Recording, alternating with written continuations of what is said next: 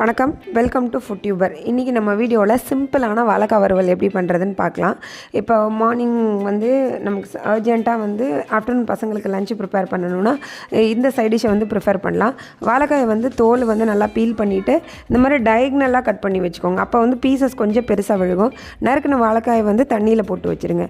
தாளிப்புக்கு தேவையான எண்ணெய், அதுக்கப்புறம் சோம்பு, கூட கொஞ்சம் சீரகமும் மிளகும் எடுத்து வச்சுக்கோங்க. இது தாளிக்கிறது கிடையாது, பொடி பண்ணிவிட்டு கடைசியாக சேர்த்துக்கிறதுக்கு. அப்புறம் 4 பல் பூண்டை தட்டி வச்சுக்கோங்க.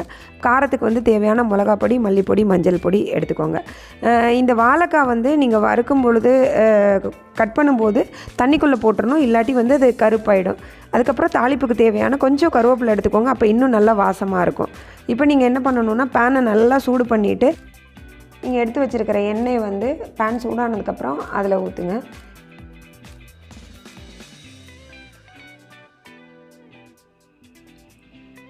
இப்போ எண்ணெய் நல்லா சூடானதுக்கப்புறம் தாளிப்புக்கு தேவையான சீரகத்தை சோம்பு அதில் சேர்த்துக்கோங்க.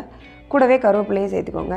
இப்போ இது ரெண்டும் நல்லா பொரிஞ்சதுக்கப்புறம் என்ன பண்ணுறீங்க, நீங்கள் இடித்து வச்சுருக்கீங்க இல்லைங்களா பூண்டு, அந்த பூண்டை சேர்த்துக்கோங்க. இந்த பூண்டு நல்லா வெந்து இந்த ஃப்ளேவர் இந்த எண்ணெயில் இறங்கணும்.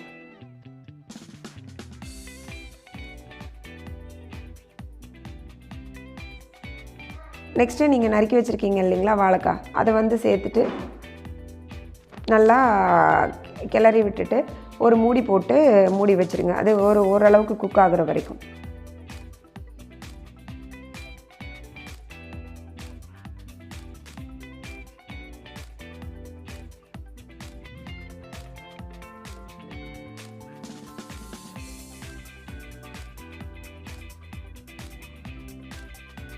இப்போ ஓரளவு குக் ஆனதுக்கப்புறம் தேவையான அவ்வளவு உப்பை சேர்த்துட்டு மறுபடியும் கிளறி விட்டுட்டு திரும்ப மூடி போட்டு நல்லா குக்காக வச்சுருங்க.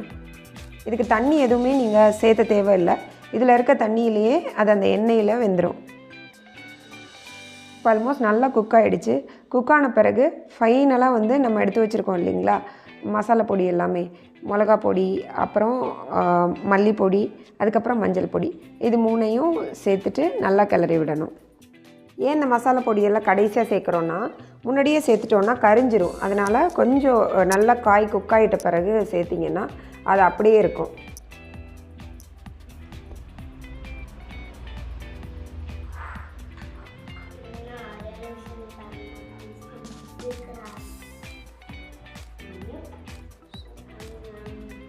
இப்போ ஃபைனலாக நம்ம இடித்து வச்சுருக்கோம் இல்லைங்களா இந்த ஜீரகம், மிளகு, இதை சேர்த்துட்டு நல்லா கிண்டி விடுங்க.